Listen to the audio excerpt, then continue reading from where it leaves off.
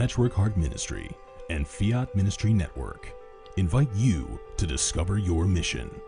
A brand new in-depth monthly video series featuring engaging Catholic speakers who will challenge you to live your life abundantly. For only $25 a month, you will receive a personal monthly mission, including 3 full-length inspirational talks that build upon a new theme each month. Sign up for the Discover Your Mission tier at patreon.com/patchworkheartministry today.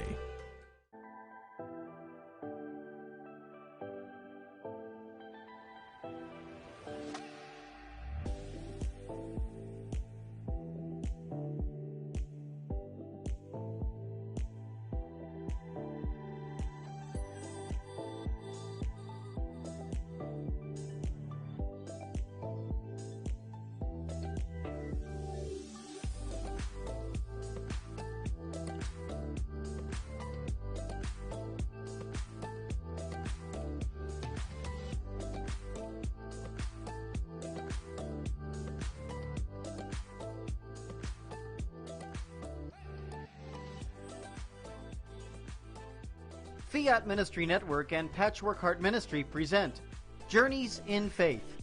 Now, here's Ann DeSantis.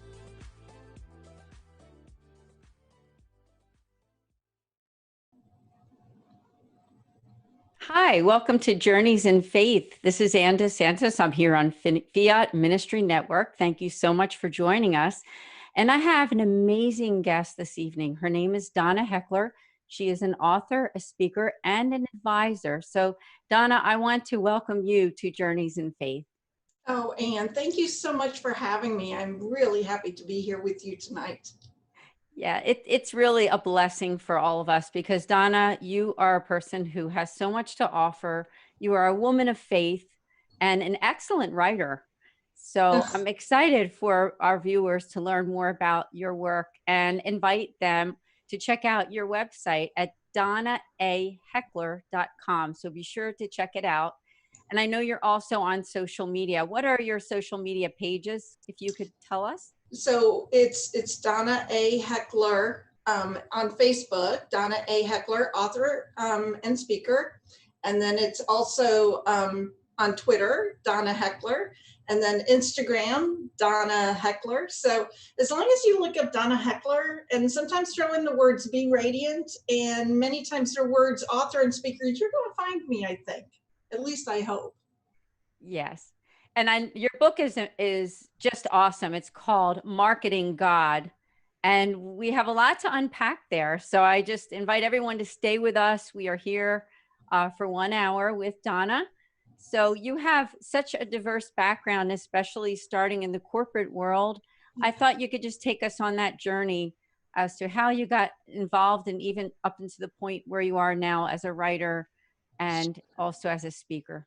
Sure, absolutely. So you're right, Anne. My career, my life really did start in corporate.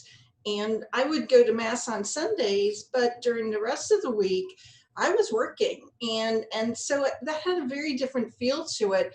But at the same time, I recognized that I was so blessed. Oh my heavens, the companies that I was able to support and work with, I can look back and say it was just stunning. My career started with Energizer. I think most people know the Energizer Bunny, and I just have to say all I did was keep the bunny going and going and going. So, right? Most people know about the Energizer Bunny. Absolutely. I also learned to wear a lot of pink when I had that job. And the color still carries through. But yeah, I worked for Energizer and I ran the ad campaign. I did a lot of their new product work. And then I had this very interesting assignment. I was sent to Asia and I lived in Hong Kong and I ran marketing for Energizer all throughout the Far East. And that opened me up to the possibility of doing marketing on a global basis.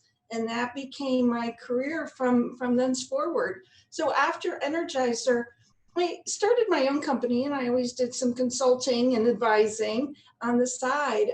But then I went back and I went to a variety of different companies, from Cardinal Health, which has been getting, it's been very involved with all the work going on with the pandemic lately. So I enjoyed watching them and the good work they're doing. I worked with Kimball International. You may know them for Kimball pianos, so I worked with them. I worked with Ingersoll Rand. You may know Train heaters and air conditioners. Nothing stops a train. So I've had this career where I was doing all this global work for these really big brands. So I used to talk about my crazy busy life. I was always so busy, and we all are. It was just that my busyness was all about my work. So that was sort of the corporate side.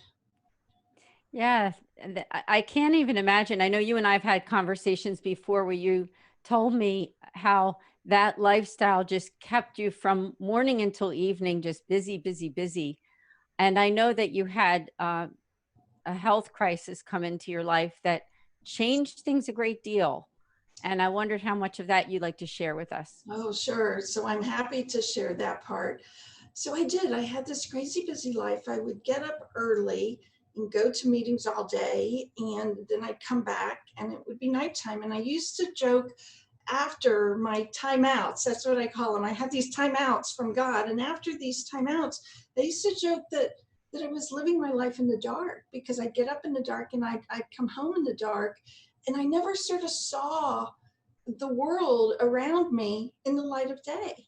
And then these timeouts happened. The first one was a really freak leg injury. I was on the way to my aunt's funeral, and we don't know exactly what happened, but my leg sort of wrenched. And the next thing you know, I'm on the ground, and it's taking 6 surgeries to rebuild my leg. So at one point, the doctor wasn't sure that I would ever walk again. And so fortunately I walked and we healed, but it was this massive event in my life. And I was asked to go on disability. And I was, well, I can't go on disability, I work, I have to work. And they're like, no, you have to rest. But I didn't understand what resting really meant. I sort of thought that I could rest for a week and then I'll be okay, and then I'll head back to work. But that wasn't going to be the case. And I was forced to sit for 6 months. And that was just such a difficult situation for me. But what I started to realize, that was my first time out, I started to see things in my world that had always been there, but I'd been too busy to appreciate them. Something as simple as the flowers in my own backyard. I remember sitting on my screen porch, and my mother was with me trying to help as we were going through all this leg injury nightmare. When I looked at her, I said, Mom, I really have a beautiful backyard, don't I? I have beautiful flowers. And she looked at me, she goes, don't you know? Don't you know? That's literally how she said it. I was like, no, how could I know? I wasn't here. And so that time out sort of caused me to really take pause. And in the silence, God, who'd always been in my life, now I was really hearing him so much more clearly. So at the time it didn't seem beautiful, but in the end I could say, oh, the gift of silence and what it opened me up to. So once the leg healed, I sort of thought, okay, this is great. Now I'm good and I've learned a lot and I'll go back to work. And wouldn't you know, I get another timeout. I'd only been back at work maybe for a month, and I'd been off of crutches for maybe 6 weeks or so when we just discovered stage 3 breast cancer. And I'm like, are you kidding me, God? What are we going to do? So I tried to work through most of my cancer treatments, but the reality is I was really sick. In the end, in the period of 18 months, I'd had 12 surgeries between the cancer and the leg. I'd had 6 chemo treatments, 30 some radiation treatments. I mean, my poor body was just broken down from all of this. So then I started talking about that this was my second time out. And I learned something with this time out too. In the first time out, I was seeing the beautiful flowers. In the second time out, I was seeing the people. The people, they've been in my life, and the whole time they've been there. But somehow in my crazy, busy world, it was just like, oh, hi, how are you? As opposed to really seeing them and really appreciating them and really seeing God shine through them. So that was my second time out. Once the timeouts were over, I wasn't sure what to do. I went back to work and kept working, but my cancer markers never came down. And my oncologist looked at me one day and she said, I'm not sure what's going on. I'm worried that it could be cancer, but I actually don't think so. I actually think your cancer markers are high because of stress. So I'm going to invite you to leave your global career and quit the job. Just quit all of that. And I did. And 3 months later, my cancer markers were normal and they've never been up since. So here I am. I've had this global career. I recognize how fortunate I was, but I don't know what to do. What do I do? What do I do with this?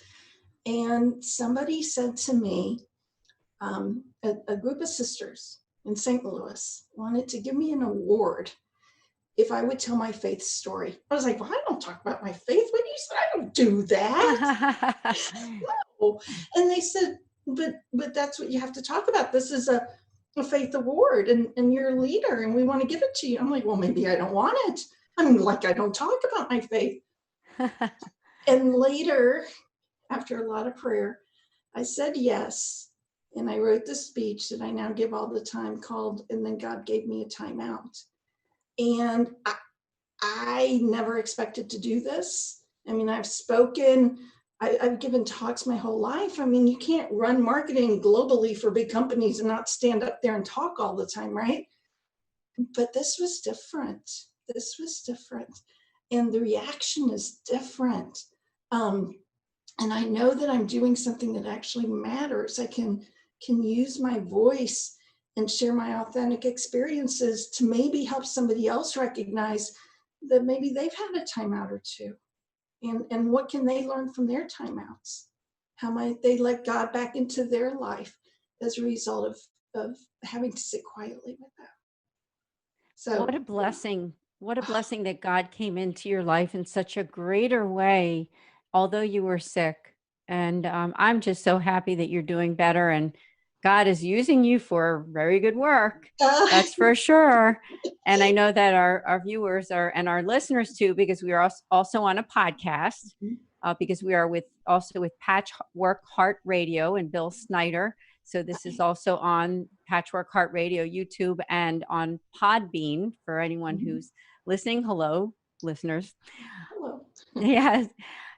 So, from that point, Donna, maybe you can explain what happened next in your life. So here you are, you've been home for a while, you are concentrating on your writing career, speaker, and I know you say you're also an advisor, so I'd love to hear more about that too. Sure. So I didn't know what was going to happen, and I really had to learn to trust God. I had to give it to God and allow him to use me in the way he needed to use me. And I wouldn't have even known to have prayed for that if I hadn't have had these timeouts. So different doors started opening, and I realized that I just always had to say yes. I had to say yes if I thought it was a door that God was opening for me. So I said yes to giving a speech called And Then God Gave Me a Timeout. And the advising part, I started to be asked by parishes and various ministries, well, couldn't you help us with our marketing? Well, yeah, we can do that.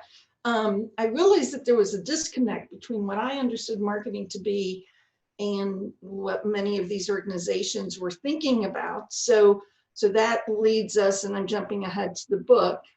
So we'll come back and go to the book in a little bit. But all these doors kept opening up, and I just kept saying yes to them. And so the next thing you know, I'm being asked to speak all over the country. Then I thought, holy cow, who would want to hear this story? But when what I've learned is when I speak, the most important part, there's two really important parts. The very first important part is that I always have to have 15 minutes before I speak to sit quietly with God and tell him that this is his time. What does he need me to say? I'm not going to go up with something scripted. I'm going to say what he needs me to say. So I give it to God. And then the other most important point is when we're done speaking. People stand in line to hold my hand because they've had a timeout and they haven't known what to do with it and they haven't known how to process it. And could we just talk about that for a minute? And that, oh, what a gift to meet these amazing people and recognize the struggles that people have gone through all the way, and their willingness to share that. So it's really been this blessing, and it's always been this opening up of different things that has allowed me to proceed to what we're doing now. I will say that one of the things that I think was so important as I went through the cancer, especially, I was so very sick. Oh my heavens. Especially with the chemo. Now, I'd already had a bunch of surgeries, so my body was just broken down to now have to start chemo. The doctors, I will say, were worried as well. So friends would come and they'd bring me lunch. And this one friend, Mary Beth, comes to bring me lunch. And she brought me soup. Everybody brought me soup. It was about the only thing I'd eat. So she brings me soup and she walks in, and I'm laying on the sofa in the family room. Usually, I would have my wig at the front door. And I would say to everybody, just come on in, or, I'll come to the door, I'd throw my wig on. But with Mary Beth, I said, just come on in. I just can't even sit up. So she comes in, she brings the soup, she takes a look at me, and she says, why don't I go get our soup ready? And from where I'm sitting, I can see through some windows, and she's in the kitchen, and she's fumbling with the top of the soup, and she's crying. But you know what struck me? She hadn't taken her purse off her shoulder. In what she was seeing, she was so overwhelmed by this experience that she didn't do something as simple as that. And somehow that really bothered me. And I watched her and I said, Donna, you have to be radiant for Mary Beth. You have to let Mary Beth know that it's going to be okay. And I wasn't saying anything that day. I just didn't even have the energy to speak. And I knew this. I'm thinking about this, right? I'm laying on the sofa going, how are we going to do that? And I thought, use your eyes. Just look at her and let her know that it's going to be okay. Let God shine through. And she came back and we tried to get me to eat some soup. And I just tried to look with her with love, or let God shine through. And it's almost like you could see her shoulders relax a little bit, like, okay, okay, it's going to be okay. And that became my mantra. I started to tell myself every day, not knowing what was going to go on, I would say, just be radiant today, Donna, whatever that looks like, just let God shine through. And I think by doing that, that's how I was were able to be open to the various opportunities that then started showing themselves. I was trying to radiate God, and in the course of that, I was seeing so many possibilities in the world. I'm visualizing the entire story, and it's touching my heart. I am sure that it's touching other people's hearts, especially those right now who are going through difficult times, whether it's something to do with health or financial crisis or something else. So we lift up those prayers. But Donna, I thank you so much for sharing that, because God is using you in great ways to help other people through your writing and just through who you are as a person. You're trying to say that. You're trying to say that. I think God uses all of us, doesn't he? And yes, what is so beautiful is seeing all these different people and who they are. And so the gift of that cancer was that I got to see these people. They'd been there, I just hadn't appreciated them.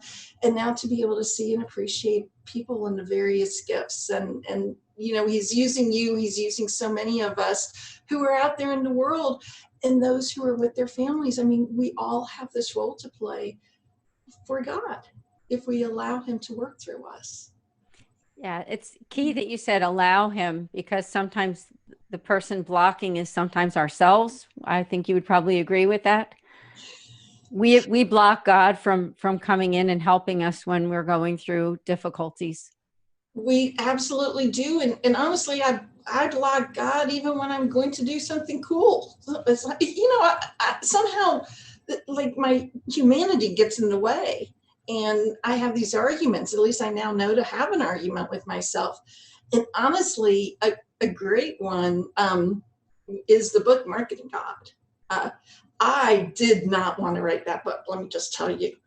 I'm at mass, morning mass. I'm going to go to morning mass every day type of gal. And I'm at morning mass, and I'm probably not even quite awake yet. You know, I was there early. This is post cancer, post everything. I'm doing work with various faith-based entities, and I'm at mass, and I hear this thought comes to me. You should write a book called Marketing God. And I sit like, what? Who said that? You know. And my first reaction was, oh, that's a bad title. That must have been the devil.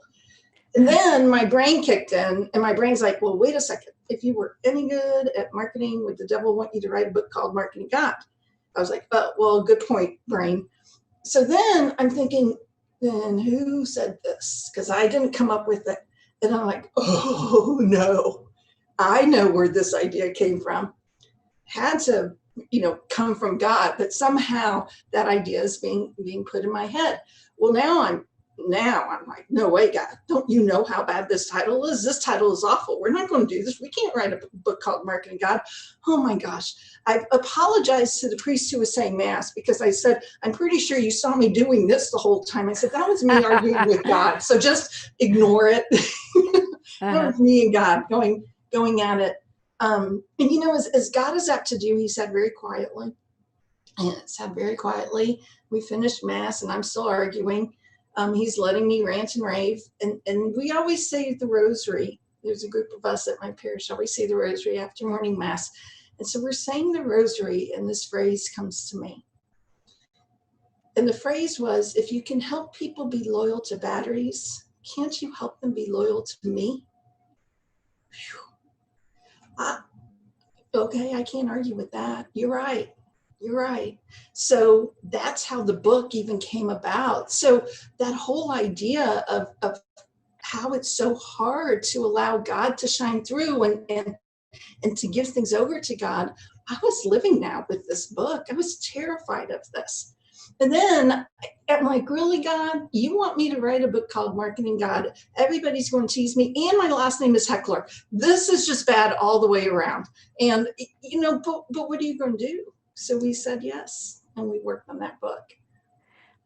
What an amazing story. I just love it. And I love the title because it is catchy, because it combines business with faith. Mm-hmm. And very rarely do you hear that in a title. So it is something that makes your mind kind of think, what does that mean exactly?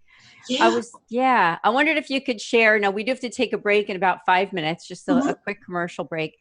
But I wondered if you could tell our viewers and listeners, if you could give it like a tagline, what would it be?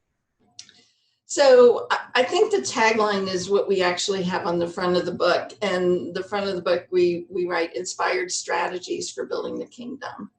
And I have to tell you that was another one of my arguments with God. I was like, okay, God, if we're going to write this book, and you don't know me, any of you watching, but I sort of do talk like this with God. I'm like, okay, God, if we're going to do this, here's what we have to do, right? And I said, I think we need a tagline. I think we can't just have Marketing God. We have to put something else out there. And I was at a Bible study, and I was taking lots of notes. And I went to the front of the Bible study handouts, and I wrote this phrase, inspired strategies for building the kingdom, and went back and continued doing the Bible study. And I thought, wonder what I wrote on that front page. Oh, I know what that is. And it clicked. I thought, okay, this helps us know this book is about bringing strategies that work in the corporate world to bear on ministries and parishes. There are things that I know work from having sort of been around the world doing this, that I don't think those who are in ministry necessarily know about. They've not been trained in it. They've not had these experiences. And I thought, how do I just put this in a book and make it available to people so that there's some learnings that they can use that hopefully will allow them to reach more people and ultimately help people become loyal to God. That's what this is all about. Yeah, I love it. And thanks for reminding me the tagline that's right on the front cover. I should have remembered that. And I knew there was one, but the book isn't right in front of me. But that is wonderful that you put it right there on the cover so that people can be reminded of what this book is actually about. So I want to invite viewers and listeners to go on Amazon and key in Donna A. Heckler, Marketing God, and please check out that book. Yeah, thank you. Absolutely. Now, we do have to take a break, but before we take that break, I just want to tell listeners and viewers about an opportunity. It is through Fiat Ministry Network and Patchwork Heart Radio. It is called Discover Your Mission. So when we take the break, there will be a commercial about this opportunity, which is for you to enhance your faith through a special subscription service. So we will be back in just a few minutes, and we'll be back with Donna Heckler.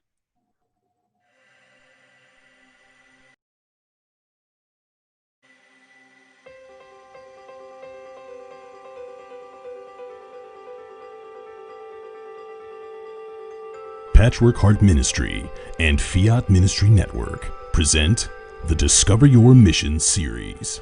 St. Paul is saying, I am the most frustrated with you right now, God. I cannot be any more frustrated with you. Okay, dude? Like, I am trying to overcome this sin in my life. I am trying to overcome this, and I'm getting nothing. I'm getting zero. And God came busting through those doors. He answered my prayers. My dad healed so fast. But I never even thought of going back to God and saying thank you. He was long gone out of my mind. As a matter of fact, I went back to my Holy Trinity, which was me, myself, and I. But what kind of strength did he have? Jackie did not just have a strength of body or baseball skill. He had a strength inside of his spirit, a courageous meekness that empowered him to play the game. My husband comes home from work, and I tell him what is going on with me, and he's like, oh, okay. And I'm like, no, I think this is like some sort of miracle, dude. And he's like, oh, of course, but I'll believe it when I see it. Honey, you've been trying to quit, and you've been saying this and saying that, and his big line to me is, you shouldn't say things, because I never follow through on them. And so this was week after week, month after month. He is looking at me like, this is a miracle. There is no way that you, on your own, could have done this. He didn't call her a woman because it was irreverent, and he was like, woman, get the heck out of my face. It was woman, the new Eve. What do you have to do with me? It's not my time yet. You know it's not my time yet. But this is his first miracle. Why? Because Mommy asked him to. Trust him that he is going to take care of you. That's the last thing. Trust him. And that might be the hardest. That as you meet all the other things, the sacrifice, the confession, the worship, the trust might be the hardest thing. That fourth thing that I just mentioned, the trust in him might be the hardest thing.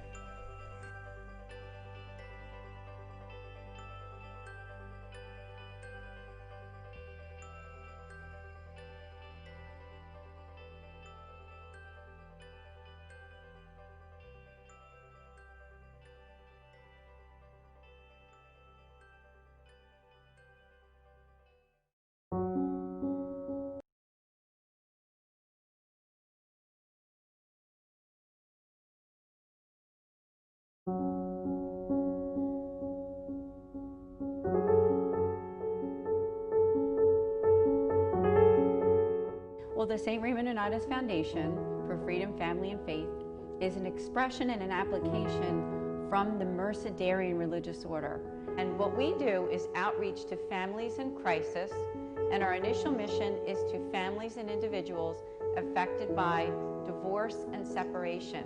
We're doing special outreach right now online. What we're doing is we are having these monthly online support groups for individuals who are affected by divorce and separation. The divorce group is on Tuesday nights at 8 p.m. Eastern Standard Time. And then we have another group at the end of the month, the last Thursday of each month, and that's at 8 o'clock at night, Eastern Standard Time, for adult children of divorce. The focus of those groups are prayer, reflection, sharing in a safe place, and also attended by a Mercedarian friar and myself, and guided by the teachings of the church.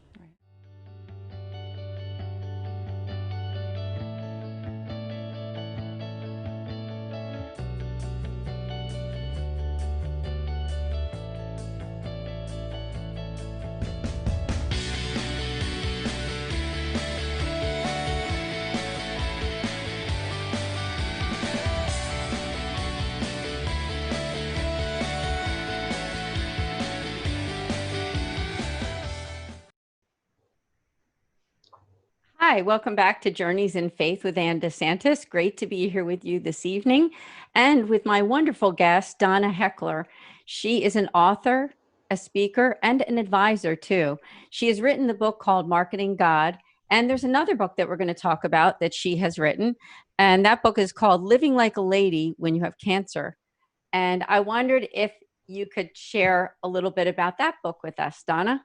I absolutely am very happy to. So that book came about because as I was going through my cancer treatments, I was keeping a blog and I was putting down all the basic things that were happening. And I kept sort of griping. I was like all the time, oh my gosh, this is so unladylike. I sort of felt like cancer was the complete opposite of being a lady. So I'm griping about these things. When people would say to me, could I share your blog with somebody because somebody else I know has cancer and they're experiencing this and I think it'll help them? And so I said yes. And one thing led to another. And people kept saying, wish you could put this all into a book. And so I did. When I finished all my cancer treatments about a year or two later, I wrote the book, Living Like a Lady When You Have Cancer. And the book, it was a very interesting journey for me. I started, my first chapter is, you're going to lose your hair. And I did. And my last chapter is, and then your hair grows back. And I sort of wanted to bookend the book with those two elements. And then we talk in the middle of all the things that happen. So it's a very practical book. I wanted somebody to be able to read it and walk away with 2 or 3 tidbits when something happens. And some of it is basic, like what happens to your skin and it becomes really dry and what can we do? But this book was also very interesting because it was the first time that I started to talk about my faith. And I was terrified. And I know I mentioned that we wouldn't have talked about it in corporate. When I first started doing this was in the book, and I had a spiritual advisor, and she said, you know, your introduction, that's not very good. You got to talk about faith. I'm like, I'm not talking about faith in this book. And she goes, well, you have to. That's how you got through your cancer. So I write one paragraph about faith in the introduction, and I will tell everybody who's listening, it's the worst paragraph I've ever written. And I edited it a bunch. It was just so hard for me. And finally, we ended up, I show it to her, she goes, well, it's passable. How's the chapter coming on faith? I said, a chapter on faith? What the heck are you talking about? She goes, you have to write an entire chapter. So we have a chapter called Being Radiant, Your Inner Beauty, and how you can allow God to shine through and how you can turn to God. And that was a really important thing for me to write because it forced me to open up and share my faith with others as a result of this cancer journey. So the book is Living Like a Lady When You Have Cancer. It's been out for a few years. You can also find it on Amazon, you know, if you're so inclined. But it's an interesting book because of the journey it takes you through. It has sort of some facts and figures, and then the blog I kept is in a little side column all throughout the book so that you see exactly what I was experiencing at these various times as I went through the cancer. Thank you so much for sharing. Now, at the commercial break, I was told by our producer that we've had some comments on social media.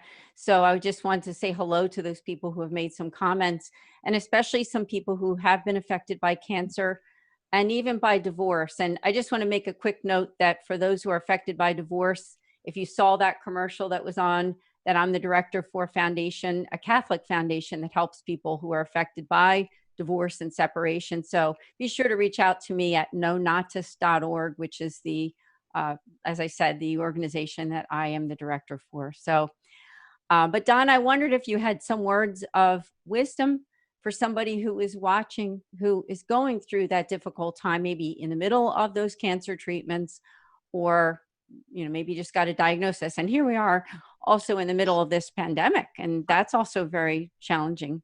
It is. There's so many things that seem to parallel for me. I write a lot now, and I was writing some blogs about the coronavirus being a timeout from God for all of us. And what might we learn with a timeout? I had to learn the hard way. And I had to learn the hard way that I had to be quiet, that I had to sit quietly with God and listen to him. And it's really hard to listen when we're so crazy busy. So I think during these times, for all of us, whether it's an individual situation that one of us is going through, or it's something that we are nationally experiencing, or even worldwide, globally experiencing, to me, it always starts with, how can I take a deep breath and sit quietly and listen? And listen means my head doesn't get to do all the talking. My head has to be quiet and just look. Sometimes for me, I look at the little things. Look at I call them my God triggers. One of my God triggers is the color green. Have you ever noticed how many shades of green there are? Nobody could have come up with that except God. So how do we, in these really difficult times, sit really quietly and focus on something? Maybe focus on the green, or focus on your breathing, or focus on a bird, or focus on petting your cat, whatever that might be, but take it out of your own head. Because when we do that, we're giving space for God to come in and sit with us. And when he does that, then we can hear him. And so to me, the first step whenever anything is going on is to sit quietly and listen. And then we can hear God's voice, and he will guide us. He will guide us. I say when I give my talk, and then God gave me a timeout, that if we let him, God will move boulders out of our way. And he certainly did that.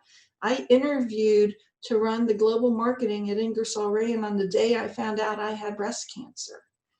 And what do you do, right? And there's no way I could take a global job. But as I sat quietly, I could see God move one boulder out of the way after another, but that was only because I was willing to be present to him. So that would be, I know I went on a bit, but oh no, that would be what I would encourage people to do. You're following the Holy Spirit.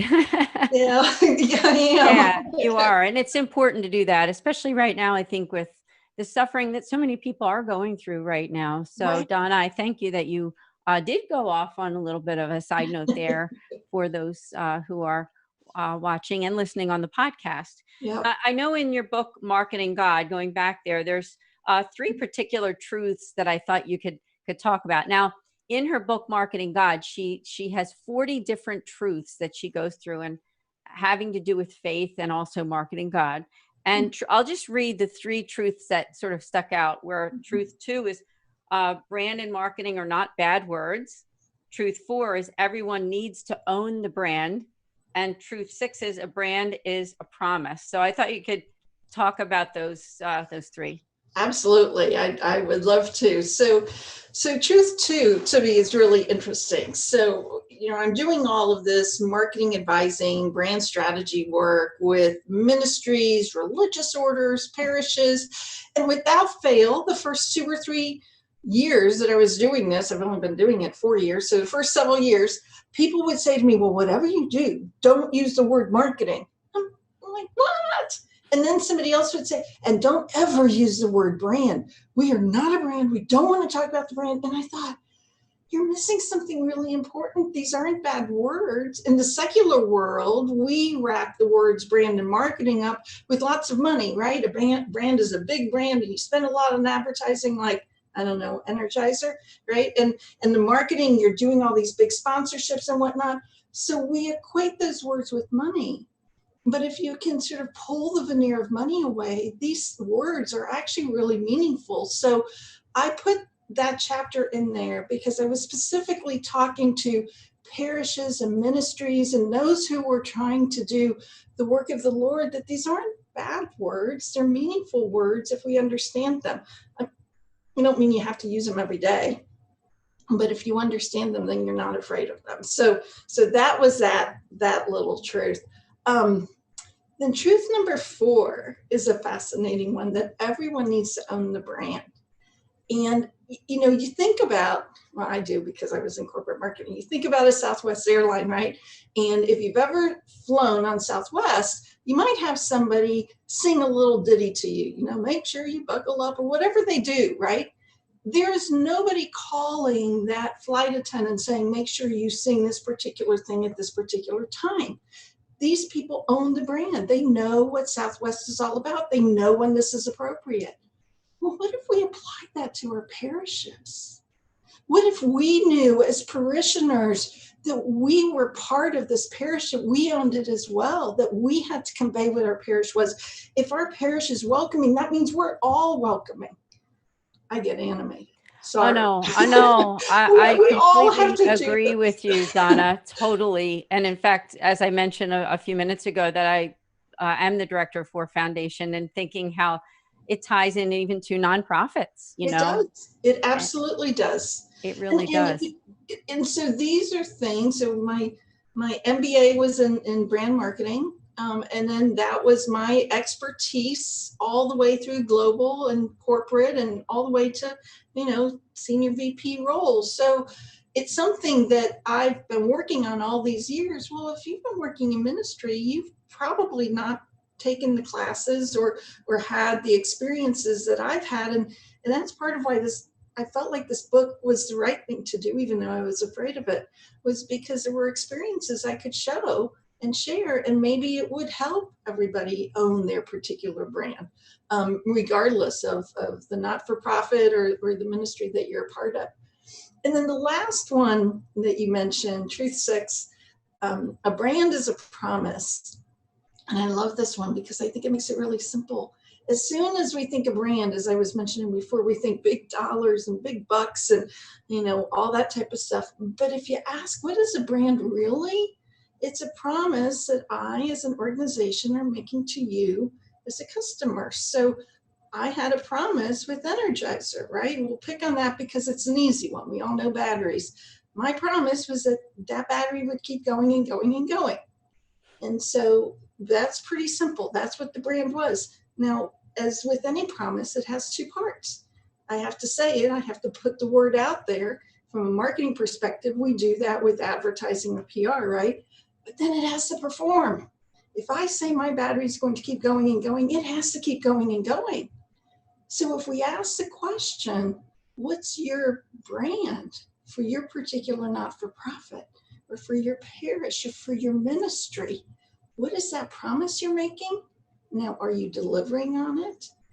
If you can make the promise and you can deliver on it, now all of a sudden, people start flocking to you because they get it, they understand it, and they want to be a part of it.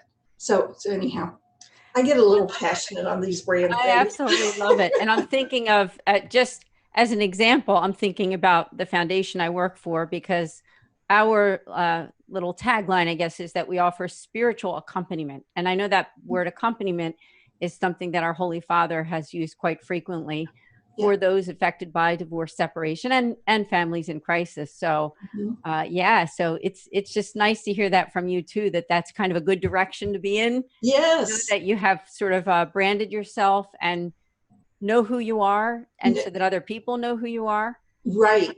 Well, and then you go back to truth 4, and the truths aren't necessarily in any particular order, but truth 4, that everyone needs to own the brand. If they don't know what your promise is, how can they ever help own it? Right? If they don't understand what it is, they can't talk about it, they can't share it. So that brand, that promise becomes so foundational, I think, for all of the good work that's happening. We have to understand what it is we're providing and share that a lot so that others can share it as well. No, good to hear, because sometimes it's better to target in and focus in on what your mission is instead of being maybe too broad at first. Mhm. I don't know if you agree with that, but for whatever, depending on what you're doing, I guess, right? I mean, depending on Right. what your work Well, is. and I would also say that there's a difference between a mission and a brand, right? So a mission can be a lot broader, but a brand for me is what you actually can do. So over time, that brand may expand as you are able to do more and more. But if you say, I can do XYZ, but you can never deliver on it, or at least not for another few years, then people are going to say, well, she broke her promise. So I'm not going to go back. So I sort of see a brand as smaller and more focused than the mission. But over time, we can build that brand to be bigger and bigger. I'm glad you said that. It does make more sense because you're right. The key is you have to be able to deliver what that brand is. And if you Right. can't make that promise and deliver it, then it's better to stay on the smaller side, I'm guessing, Right, than to right. be this big, huge thing that you're saying that you cover all these different areas, but Right, you really can only deliver in maybe a couple. right. That's So exactly it. And thank you you. want people to trust you and come back to you. You're welcome. Yeah, no, you're actually helping me too. So That's the advising part, right? the nonprofit. Yeah. Thank you Yeah. so much. Yeah, sure. Now we have we're about 3/4 through the program, and I definitely wanted to touch on some people are going back to church pretty soon. In our state, I'm in Pennsylvania, it's called the yellow phase right now. We started in the red phase with coronavirus, yellow, and then obviously it'll go to green at some point. But the yellow phase is where we're starting to get to do a little bit more. And Right. Mass is starting for us this coming Sunday. So good. the question that you and I had discussed for this show is when people come back to church about, regarding the marketing part of it. So I wondered if you had any thoughts there about, as these churches are opening in archdiocese, dioceses, Right. how they can attract people to stay. I do. And, so there's a lot of interesting things with this. And one of the things I think about is that in marketing, we try and create demand. So demand is when I help you know that you really want to buy my battery, or that you have to have my $250 Nike shoes, right? So we spend a lot of money trying to create demand. And we can think about, or I at least think about, the pandemic and the demand that it has created, because we have not been able to go to Mass. We have not been able to receive the real presence and to be with Christ. And so there is pent up demand. So there's a part of me that thinks that we may see a lot of people rushing back to church because they have missed it so much. Now, that has to fit with how can you go to church and the social distancing and the masks and all of that. But let's just think about that piece of demand.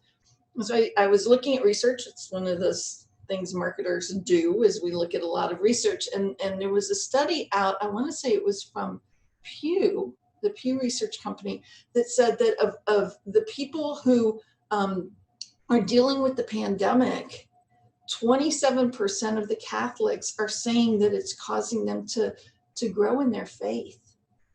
What a blessing that is. It is. What a blessing if people who, because they're forced to stay home, are feeling a deeper faith. So then we go to the question, well, now how do you open the doors? And how do you help people come in? And I'd say a few things. One, it's that everybody who's involved in the parish, it goes back to everybody owns it, right? If everybody owns the brand, then anybody who's involved with opening the doors of the parish, from the Eucharistic ministers to the ushers, everybody should know what the plan is, because then they can all help communicate it. The other thing to think about is you have different target audiences. You may have some people who are young and energetic and can't wait to run in the door. You may have others who maybe they have some health situation that causes them to be nervous. So as a parish, we have to think about all these people. How do we help all of them, if they are hungry, come back to Mass? And there are some who perhaps are going to continue to go to Mass online for a little bit, but what does it look like for them? When are you going to open it up for them? How are they going to feel safe coming back to Mass? Are you going to have a special Mass just for those who are a little bit nervous, where they're spread apart even more. There are different things that can be done so that everybody feels welcome. Right. So there's a lot of different things that can happen as we think about this opening up. To me, a lot of the opening up is in fact marketing, because so much of it is the communication. What are we going to say? How are we going to invite people in? How are we going to make sure they know that they're welcome and yet they're going to be safe? What's that promise of safety look like in our parish? Anyhow, there's lots. Poor Anne, you're getting to know me. I'll just I go. love it. Are you kidding? We just go. No, this is just awesome. I think it's wonderful to hear. It's all positive, because let's face it, this has been tough for a lot of us, and even what we've just seen in the last week and other events that have happened in our country have been difficult for some of us to watch. I'd say all of us to watch. And so I think hearing your message of hope, and combining marketing and communication with our faith is a good thing. It's a good thing to come together and say, how can we work together so that we can support all of these different kinds of members? Because as you said, you have the young people, middle-aged, older people, sick people, well people, young kids. It's all different. And there's a way to reach all of them in different ways. So I think that's the way that we come together to find out how can we reach all these different audiences, right? They're audiences. Absolutely. Yeah. Well, and as we're talking, I'm thinking about the fact that, yours truly was terrified of writing about her faith, let alone talking about her faith. And I think I'm not alone. But one thing that the pandemic has done is it's allowed us, and well, really with everything going on, it's allowed us to start having a voice about how important our faith is. How many times now are we hearing people say, I can't wait to go back to church? From the president, all sorts of various leaders are talking about how do we open up the church. To me, it almost feels like it's safer for me to talk about faith outside of my normal group of friends. And what a blessing that is. Right? There's a safe place now to talk about faith and to talk about going to church because of what's happened. So I do see a positive in that as well. I do too. And it is exciting. And, with every cross, there's a crown, right? And absolutely. I do look at it that way. And I do think that I know when I receive the Eucharist, I'll probably cry because it's been so long. And it's such a strength for all of us as Catholics when we receive the Eucharist. So it'll be a blessing. It will be. It will be.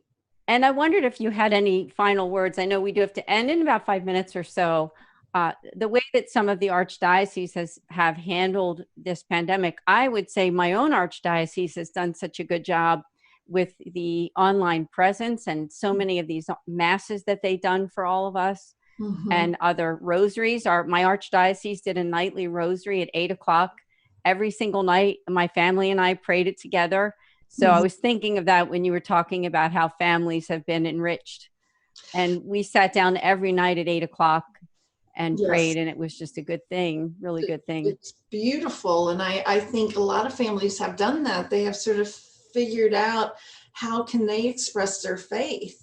And so I have a few different thoughts. One is that I think during this time, as we're expressing our faith with our family, we all have family members who aren't as close to the faith as we'd like them to be, right? This is a window. It's opening it up and allowing them to perhaps hear, we're praying for you. And we want to come together in prayer. So there's a gift in that as well. I keep going back to this idea of this time out that we've all had.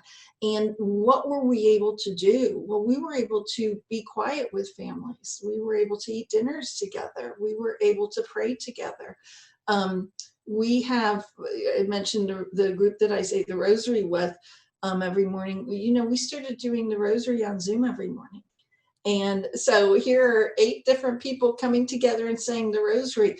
What an enormous gift that was. So I do think that out of the challenges, we are going to see such a growth in faith. you mentioned what the archdiocese are doing. And I think it's been spectacular, the various churches that are online and how people are able to go to Mass with their own priest. And I will say, I both go to Mass with my own priest, and I've been checking out different churches all over the country. Yeah. I'm like, why not? I think everybody has. I want to see what they have to say and what this is like. And there's a richness in that, a deepening of faith that happens as a result of that. So I do think many of the archdioceses have been very good about getting Mass out for everybody, even if we couldn't be there in person. And that's a gift. That's a gift. It really is, Donna. Thank you so much. Now, I want to make sure that I say your website again, and also so you can tell us the social media platforms.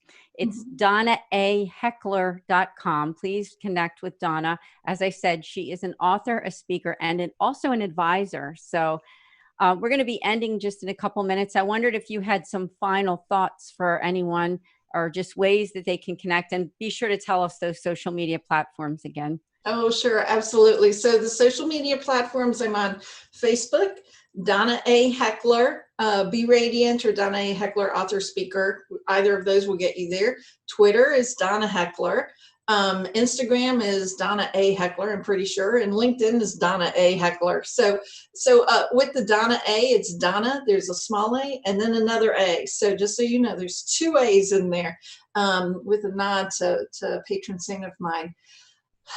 Final last words. I think my sense is that we are all these spectacular children of God who've been given these gifts, and we each have different gifts and different things to share.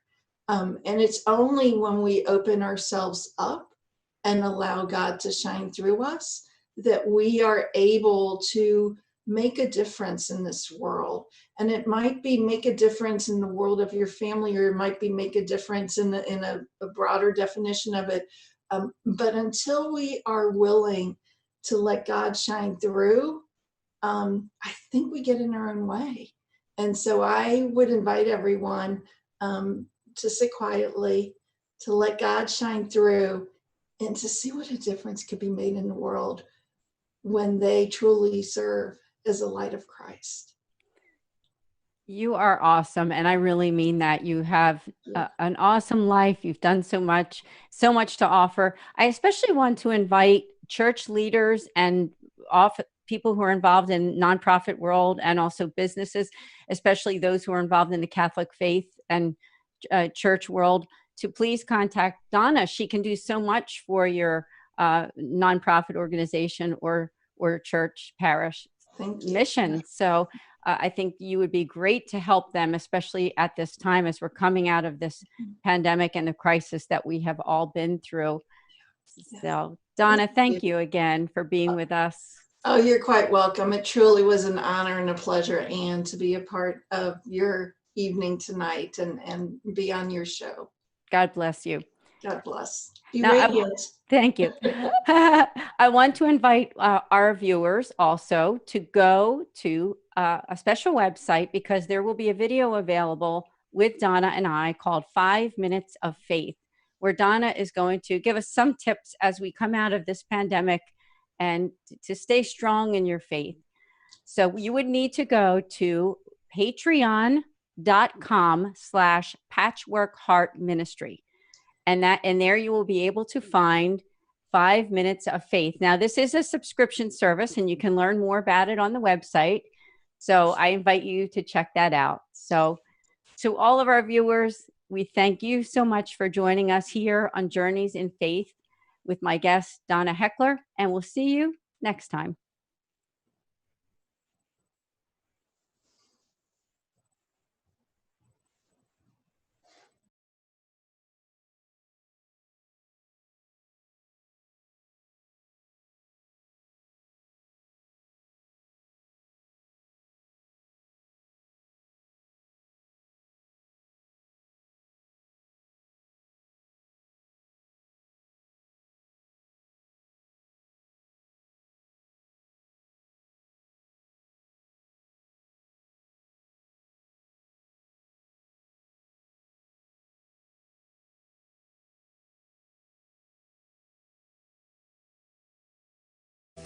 email info@fiatministrynetwork.tv.